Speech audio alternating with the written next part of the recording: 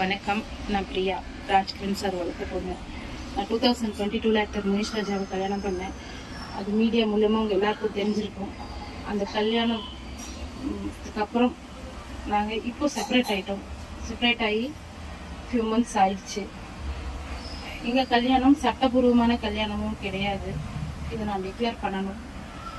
அது மட்டும் இல்லை, இந்த கல்யாணத்துக்கு அப்புறம் என்னை வளர்த்த டேடியை நான் ரொம்ப ஹர்ட் பண்ணிட்டேன். 1 இல்லை 2 இல்லை, நிறைய ஹர்ட் பண்ணிட்டேன். ஆனால் நான் அப்படி ஹர்ட் பண்ணப்போ எனக்கு ஒரு பிரச்சனை வந்தப்போ என்னை கைவிடாம சத்தியமா நின்று காப்பாற்றினாங்க. இது நான் எதிர்பார்க்காத கருணை.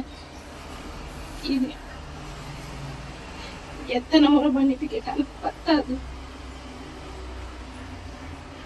என்ன மன்னிச்சிருங்க டாடி, என்ன மன்னிச்சிருங்க.